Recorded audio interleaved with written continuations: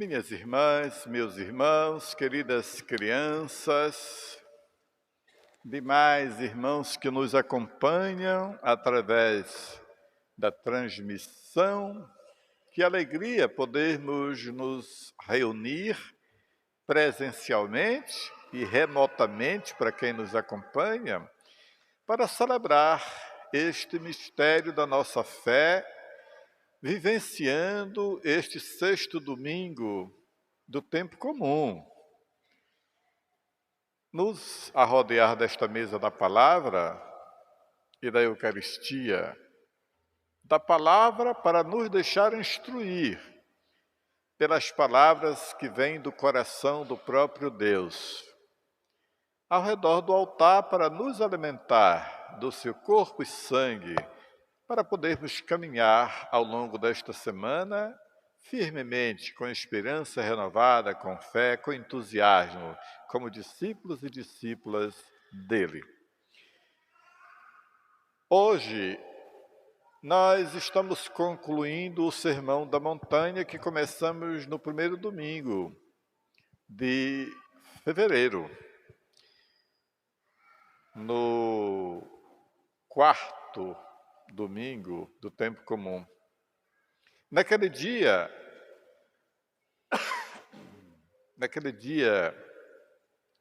Jesus sobe a montanha para fazer um pronunciamento. E conhecemos este pronunciamento pelo Sermão da Montanha. E é muito importante nós retomarmos aquele detalhe, porque hoje fecha este bloco do Sermão da Montanha. Ele tem 3 ou 4 atitudes muito importantes que nós devemos destacar sobre aquele dia, sobre aquele fato. Primeiro, ele vê a multidão. Ele vê. O outro verbo nos diz que ele subiu a montanha. Depois, sentou-se. É só o mestre que senta para poder ensinar. Depois nós vamos entender por que este sentar. E depois que ele sentou, o que acontece? Os discípulos se aproximam dele para ele começar a ensinar. Portanto, nós temos ver, subir, sentar, se aproximar e ensinar. São verbos muito fortes que delineiam o caminho de Jesus e o caminho que é Jesus. Por vezes, nós chegamos a pensar que Jesus teria feito este discurso para a multidão. Mas quando a gente vai olhar mais de perto o texto, nas suas entrelinhas, vamos perceber que Jesus viu a multidão, subiu, sentou. Quando ele sentou, quem é que se aproxima? Os discípulos. Se aproximam dele. Assim como nós estamos próximos hoje. E é então que Jesus proclama o sermão para os discípulos, não para a multidão. É como dizer que o sermão da montanha é para quem quer ser discípulo ou discípula. Não é para todo mundo. Não é todo mundo que está disposto a ouvir e acolher o sermão da montanha. Aquele belo ensinamento dos bem-aventurados. Nós não podemos perder de vista esta determinação de Jesus naquele dia e naquele momento, porque é isto que ilumina todo este bloco do Sermão da Montanha que nós encerramos hoje no sexto domingo.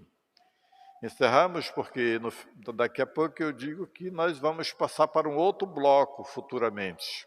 Pois bem, então nós tivemos o Sermão da Montanha Bem-aventuranças. No domingo seguinte nós tivemos esta metáfora que Jesus faz do sal da terra e luz do mundo.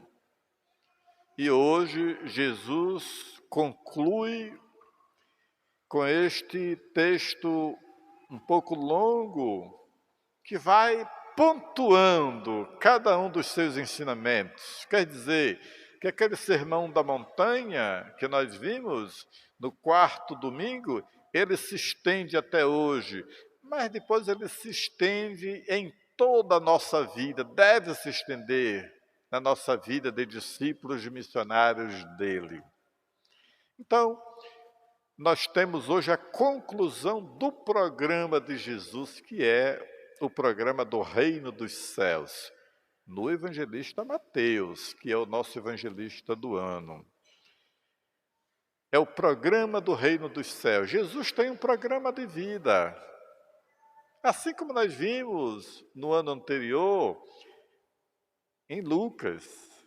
Lucas também nos apresentou o programa de vida de Jesus, lá no capítulo 4 de Lucas, aquele dia lá em Nazaré, que ele toma o livro, e abre o livro e começa a mostrar eu vim para... É o seu programa de vida. Cada um dos evangelistas mostra o programa de vida de Jesus segundo a sua ótica. Para Mateus, é este que nós estamos concluindo. Mateus apresenta para nós Jesus de Nazaré como o Moisés do Antigo Testamento. Foi Moisés que subiu a montanha para publicar as tábuas da lei. Mateus, no Novo Testamento, nos apresenta Jesus, então, como o novo Moisés, o Moisés do Novo Testamento. E é importante nós percebermos isto porque a forma de Jesus agir, a forma dele ser Deus no meio do povo, porque ele é Deus conosco, nós aprendemos isto no Natal. Nós vamos percebendo então que esta forma próxima dele, da multidão, dos doentes, das crianças, das viúvas, alguém chega a cogitar que ele não tem regras, que ele não observa a lei, que ele é como anarquista. E Mateus aqui faz questão de chamar nossa atenção, e principalmente dos discípulos, que não é assim não. Pelo contrário, em vez de pensarmos que Jesus não tem regra, não tem nenhum fundamento, o que é que Jesus diz para nós hoje?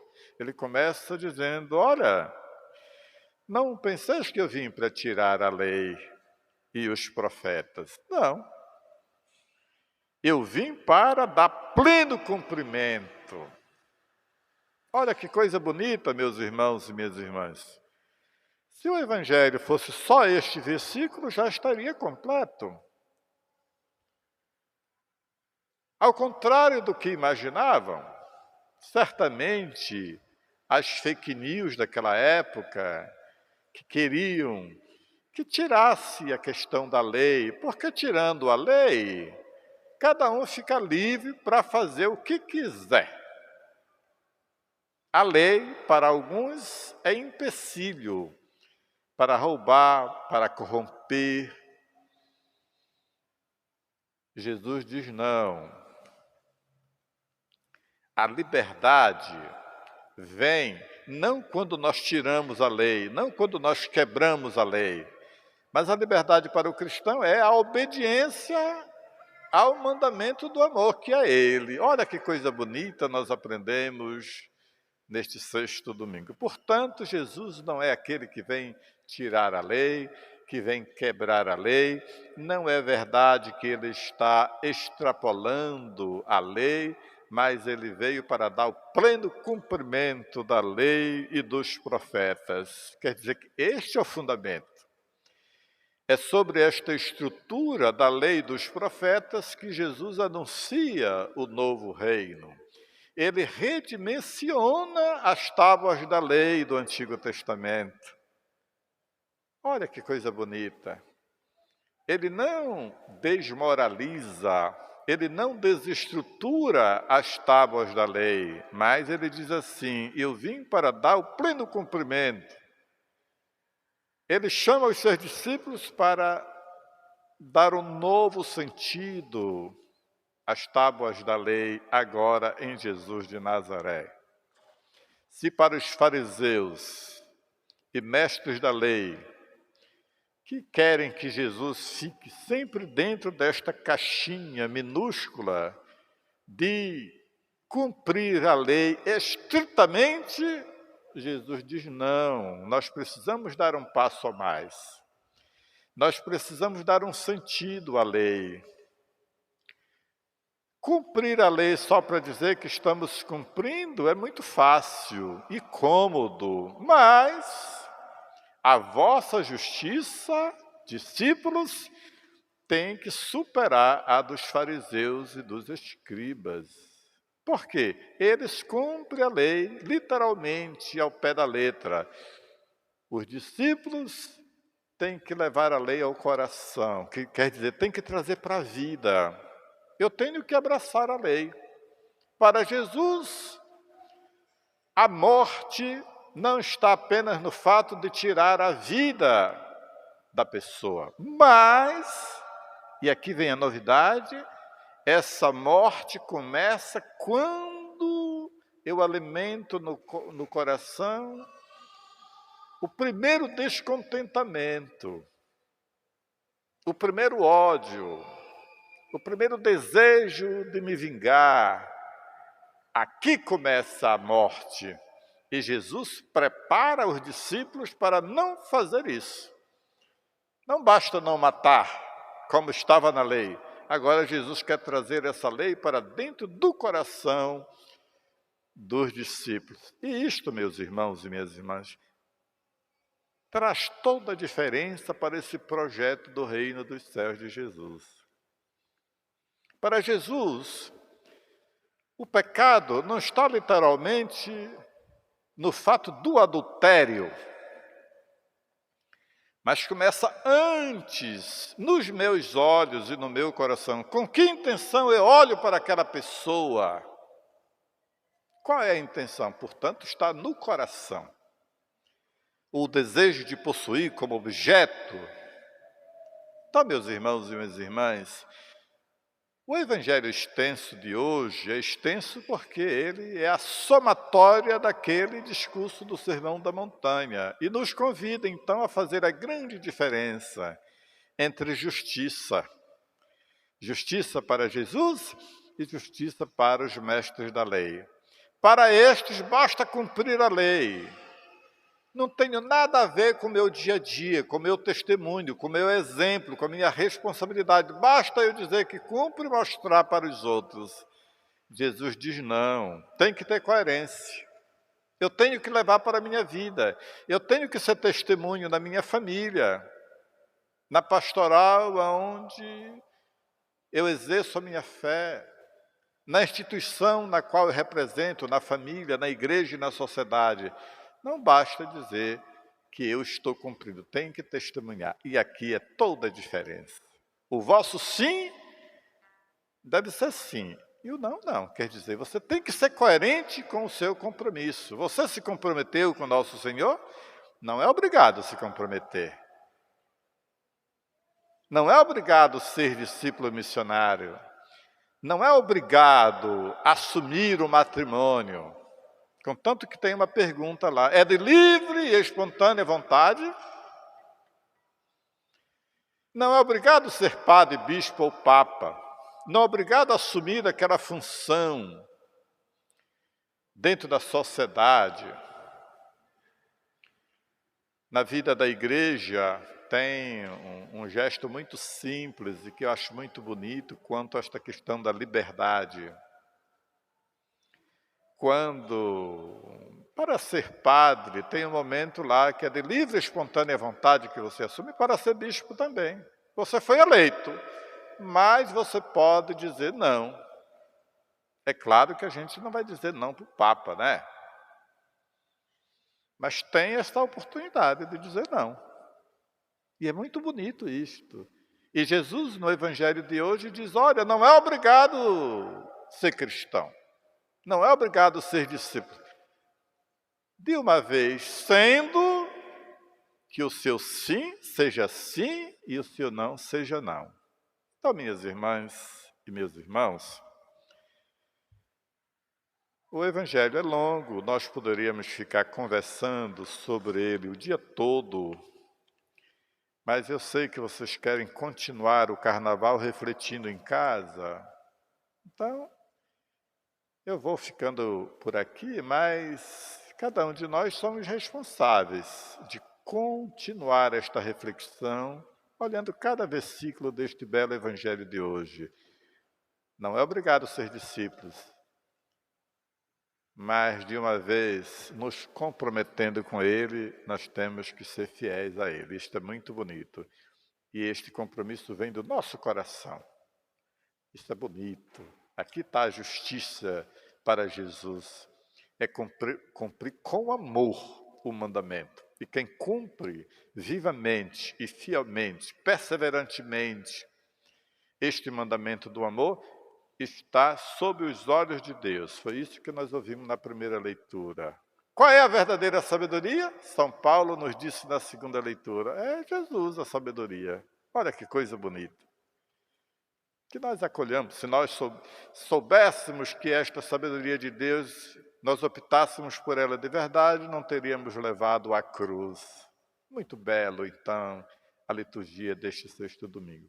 Desejo, então, a toda esta paróquia, a todos aqueles que nos acompanham, que perseverantemente nós possamos continuar com este caminho de Jesus. Porque hoje, neste sexto domingo, nós vamos fechar este bloco do tempo comum e vamos retomar só depois da festa de Pentecostes. Por quê? Quarta-feira, como todos sabem, nós vamos entrar dentro do outro bloco, eu vou chamar de bloco, tá bom? Mas é tempo litúrgico, o termo certo. Vamos entrar dentro do novo tempo litúrgico da Quaresma, que vai nos levar à Páscoa, tempos extraordinários. Depois da festa de Pentecostes, aí a gente retoma com o sétimo domingo do tempo comum, já que hoje é o sexto, tá bom?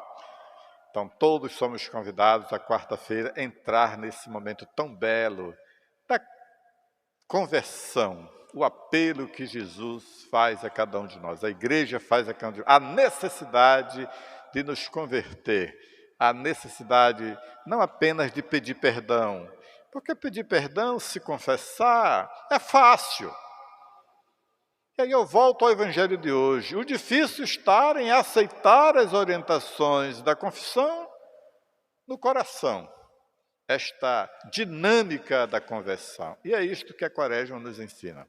Que Deus nos ajude, então, a trilhar esta etapa que a Igreja vai nos proporcionar para a nossa caminhada de cristão. Louvado seja nosso Senhor Jesus Cristo.